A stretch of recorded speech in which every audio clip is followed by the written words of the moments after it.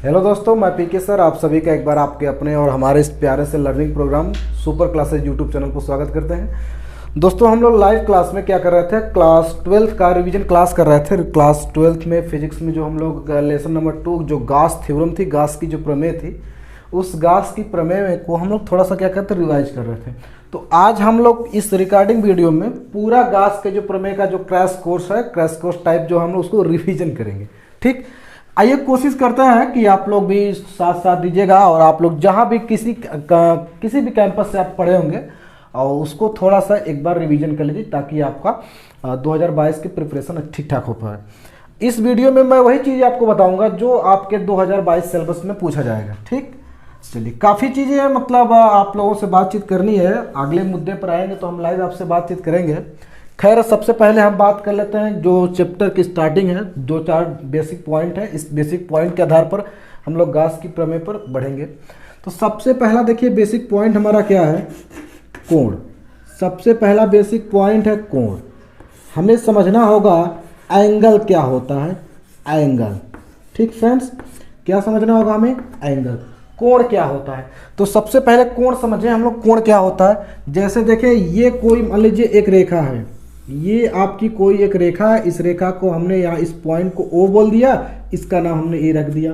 ठीक, इससे हम लोग किसी झुकाव पर एक दूसरी रेखा खींच लेते हैं, इस रेखा को हम लोग B कह देते हैं। ठीक, और इन दोनों के बीच का ये जो झुकाव है, ये जो झुकाव है, इस झुकाव को हम लोग थीटा बोलते हैं।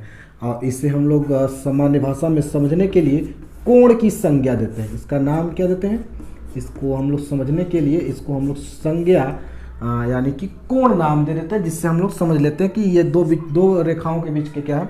देखिए, ये क्या है, ये एक रेखा है, ये आपकी कोई एक रेखा निकली। इसके बाद देखिए ये कोई आपकी क्या निकली, रेखा। ये दोनों रेखाओं के बीच का ये क्या है, ये वाला जो एरिया है, ये इस एरिया को हम लोग बोलते हैं झुकाव। क्या बोलते हैं दोस्तों, झुकाव बोलते हैं। ठीक, ये वाला एरिया आपका क्या है, झुकाव। अब हम इसकी परिभाषा समझ सकते हैं और इसको समझ सकते हैं कि किसी दो रेखाओं के बीच का ये जो झुकाव होता है, इसी झुकाव को हम लोग क्या कहते हैं, कोण कहते हैं। एक बार फिर से समझिएगा, दो रेखाओं के बीच के झुकाव को हम लोग क्या कहते हैं, कोण कहते हैं। आइए इसको थोड़ा सा हम लोग रफ कर लेते हैं, मिटा लेते हैं। इसके बाद हम आपको आगे बढ़ाएंगे, इसको थोड़ा सा मिटाकर एक अगले पॉइंट पर चलेंगे। जो अगला पॉइंट आपके दृष्टिकोण से मतलब आपके सिलेबस के दृष्टिकोण से बहुत ही इम्पोर्टेंट होगा। ये देखिए घन कोण। ये जो मैंने कोण और घन कोण से बातें आपसे कह रहे हैं, घन कोण जो हो गया पूरक राशियों के संदर्भ में आते हैं। जैसे कुछ राशियाँ मूल राशियाँ थी, मैंने आपको क्लास 11th में फर्स्ट चैप्टर के बारे में समझाया था।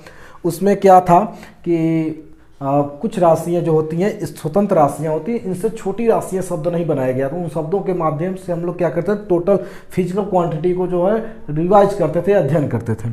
उसमें मूल राशियाँ बताई गई थी, 7 राशियाँ होती हैं, लेकिन 2 राशियों का नाम नहीं जिक्र किया गया था। उन 2 राशियों को हम लोग यहाँ पर देखिए पूरक राशियों से समझते हैं।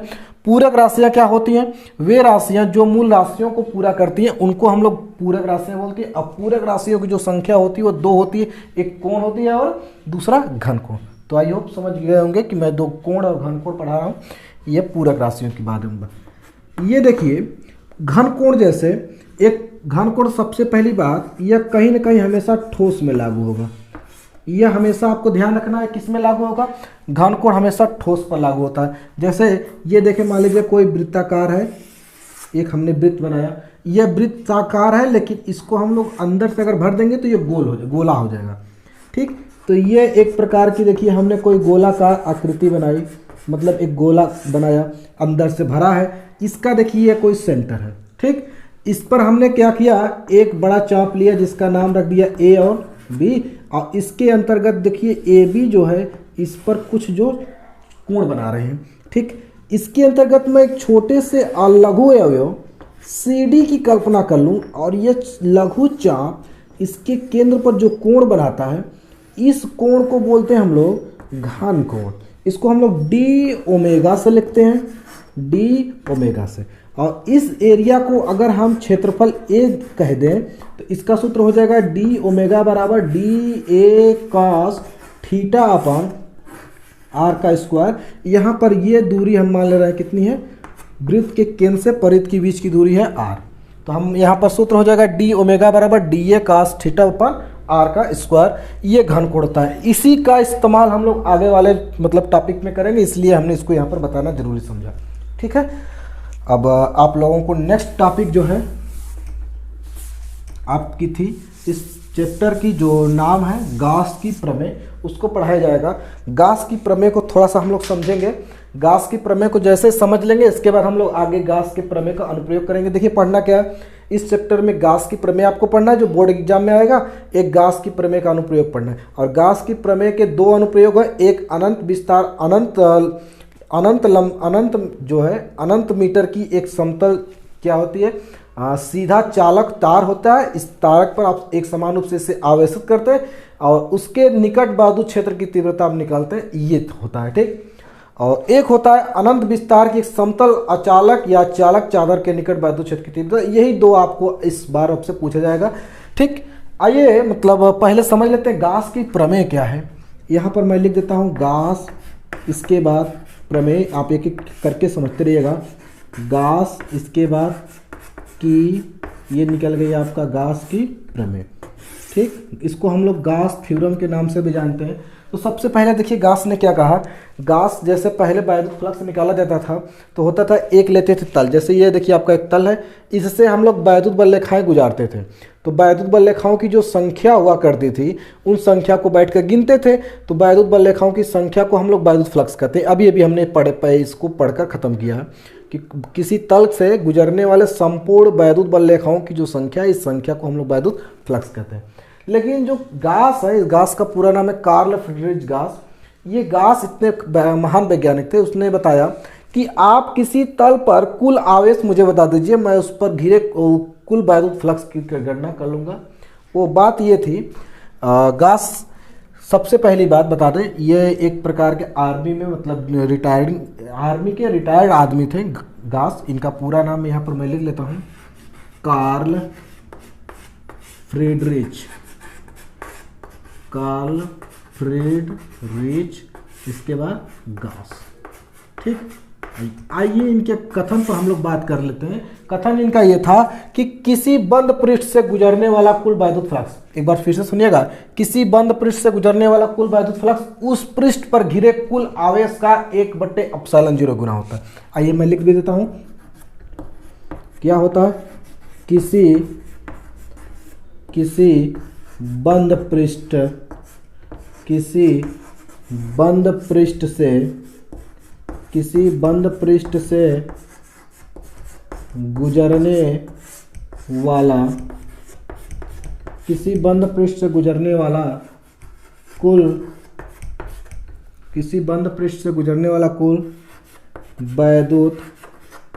वाला कुल वैद्युत फ्लक्स, किसी बंद पृष्ठ से गुजरने वाला कुल वैद्युत फ्लक्स उस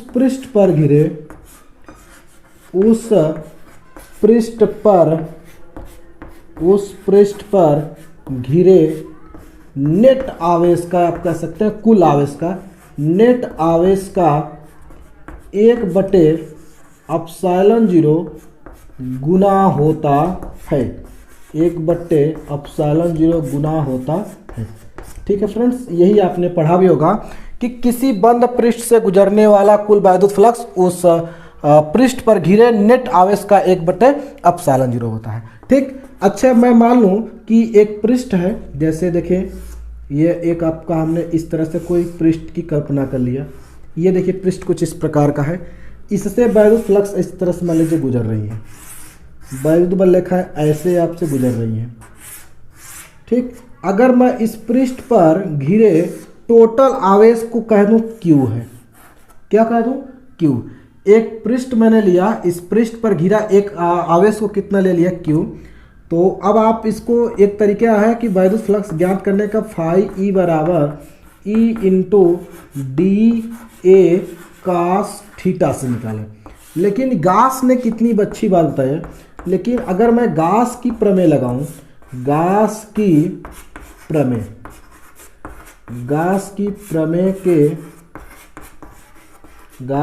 प्रमेय के अनुसार अगर गाउस की प्रमेय के अनुसार चला जाए तो हमने क्या माना है कि किसी तल का जो घिरा नेट आवेश Q माना है, उससे निकलने वाला टोटल वैद्युत फ्लक्स फाई सफिक्स ई उस Q आवेश का 1/ε0 गुना होता है, अर्थात Q/ε0। ये हो जाएगा आपका आंसर। ठीक, ये Q क्या है? उस तल द्वारा घिरा गया कुल आवेश है। ε0 क्या? निर्वात की वैद्युतशीलता है। इसका मान तो सभी लोग जानते होंगे, 8.85 × 10⁻⁻12 न्यूटन मीटर स्क्वायर प्रति कूलम स्क्वायर। ठीक, ये सारी चीज़ें हैं, मतलब बहुत अच्छे से मैं उम्मीद है कि आप लोगों को आ गया होगा। गाउस की प्रमेय, किसी बंद पृष्ठ से गुजरने वाला कुल वैद्युत फ्लक्स उस पृष्ठ पर घिरे कुल आवेश का 1/ε0 गुना होता है। ये थी हमारी गाउस की प्रमेय। लेकिन साथ ही आपसे ये भी पूछा जाता है कि गाउस की प्रमेय का प्रकथन दीजिए। प्रकथन का मतलब होता है गाउस ने ये सारी जानकारी किस आधार पर कही थी, उसको निगमन करिए। तो चलिए थोड़ा सा हम लोग क्या करते हैं, उसका निगमन कर लेते हैं। इसको मिटा देता हूँ। रिवाइज क्लास में आपको कुछ इसी प्रकार की कंटेंट मिलेंगे। जब इसको शुरू किया जाएगा तब आपको आगे कुछ बताया जाएगा। ठीक, अब हम लोग गाउस की प्रमेय का निगमन पढ़ने वाले हैं। गाउस की प्रमेय का निगमन, गाउस की प्रमेय, गाउस की प्रमेय को हम लोग सिद्ध करेंगे। ठीक, सबसे पहले हम लोग यहाँ पर ले लेते हैं, जैसे यहाँ पर आपको दिख रहा होगा, ये किसी भी प्रकार की एक समझ लीजिए आपकी एक कोई ठोस है। इस ठोस का हमने मान लिया ये केंद्र O है। इस केंद्र O से एक मतलब यहाँ पर हमने ले लिया R दूरी। कितनी दूरी लिया? R। एक यहाँ पर ले लिया, समझ लीजिए ये दो एक दीर्घ चाप है, इसके बीच में एक मैं सूक्ष्म अवयव, छोटा सा अवयव, ये आपको जो दिखाई दे रहा है, ये dS सूक्ष्म क्षेत्र का कल्पना करो, जिसकी दिशा तल के लंबवत बाहर की ओर है। और ये जो कोण बना रहा है, ये जो घन कोण बना रहा है केंद्र O पर, इसका नाम मैंने लिख दिया dω। तो सबसे पहली बात हम लोग क्या पढ़े हैं कि इस पर घिरे कुल आवेश पर जो घिरा आवेश है हमने मान लिया कितना है? Q। अगर धन आवेश रखेंगे तो वैद्युत बल रेखाएं जो है तल के लंबवत निकलकर ऐसे ऐसे ऐसे निकलकर बाहर की ओर जाती हुई क्या होंगी? प्रतीत होंगी। तो सबसे पहले हम लोग क्या करेंगे, देखेंगे कि इस पर कितना कोण निकला है। ठीक, तो इस तल के द्वारा कितनी दूरी पर, R की दूरी पर वैद्युत क्षेत्र की तीव्रता कितनी है। ठीक, सबसे पहले निकालेंगे वैद्युत क्षेत्र की तीव्रता। तो वैद्युत क्षेत्र की तीव्रता हम लोग थोड़ी सी समझेंगे, इसके बाद हम लोग आगे बढ़ेंगे आपसे। पहले निकालेंगे बिंदु O से R दूरी पर, O से स्मॉल R दूरी पर वैद्युत क्षेत्र की तीव्रता पहले देखेंगे हम लोग। वैद्युत क्षेत्र की तीव्रता कितनी होगी? E बराबर 1/4πε0। घिरा कुल आवेश Q है, बैठते बीच की दूरी कितनी है? R का स्क्वायर। इसको हम लोग समीकरण नंबर 1 बना लेंगे। अब इस सूक्ष्म अवयव से घिरा कुल वैद्युत फ्लक्स निकालेंगे। अब लिखेंगे सूक्ष्म अवयव dA से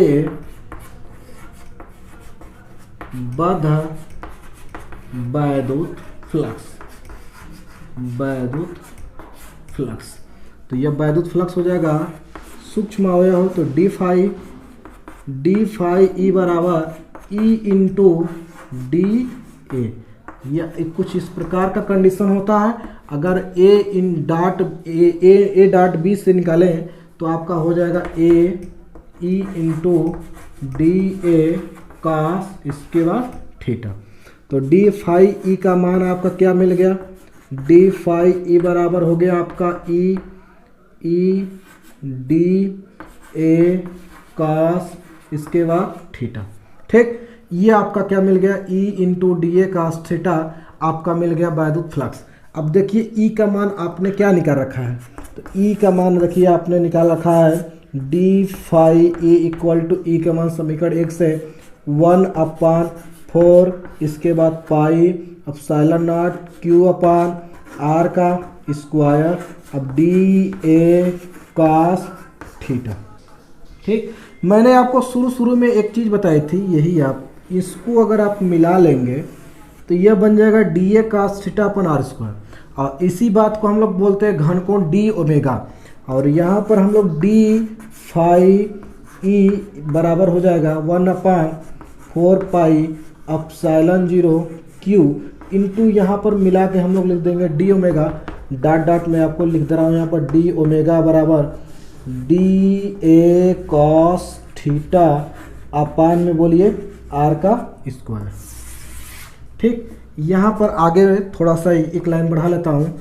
अब मैं यहाँ पर दोनों पक्षों का कर दे रहा हूँ समाकलन, यहाँ पर लिख दे रहा हूँ दोनों पक्षों का क्या करने पर, समाकलन करने पर, दोनों पक्षों का समाकलन करने पर। अब दोनों पक्षों का जब आप समाकलन करेंगे तो कुछ यह इस प्रकार का मिलेगा, डी फाई ई बराबर हो जाएगा समाकलन 1/4 पाई epsilon nought Q into D omega. ठीक, ये कुछ मिल जाएगा आपका। अब यहाँ पर थोड़ा सा हम लोग आ जाते हैं, यहाँ देखिए अगर डी फाई ई का समाकलन किया जाएगा तो कितना आएगा, फाई आप पढ़े हैं इसका, देखिए 1/4 पाई एप्सिलॉन 0 क्यू, इसका तो समाकलन होगा, डी के साथ ओमेगा लगा है तो इसको हम सभी लोगों को बाहर कर लेंगे, Q/4 पाई एप्सिलॉन नॉट, और यह बच गया समाकलन के अंदर का डी ओमेगा। डी ओमेगा को अगर फैलाएंगे आप तो ये अधिकतम 4 इसके बाद पाई के बराबर फैल जाएगा, तो यहाँ पर सीधा आपका कॉन्सेप्ट आ गया, फाई ई बराबर Q/4 pi epsilon not into D omega की जगह आप लिख सकते हैं 4 इंटू पाई। अब देखिए यहाँ से पाई ऊपर नीचे कट जाएगा, ये देखिए आपका गॉस की प्रमेय आ गई, Q अपान एप्सिलॉन नॉट। इसी बात को गॉस ने क्या किया था, प्रूफ किया था। ये देखिए गॉस की प्रमेय का है निगम। ठीक, तो आई होप कि आपको ये समझ में आया होगा। एक बार इसको स्क्रीनशॉट ले लीजिएगा, इसको अपने से एक बार कर लेने का प्रयास कीजिएगा, पूरा तैयार हो जाएगा। ठीक, इसके बाद रिवीजन की अगली क्लास में आपसे मिल रहे हैं। तब तक के लिए धन्यवाद। जय हिंद, जय भारत।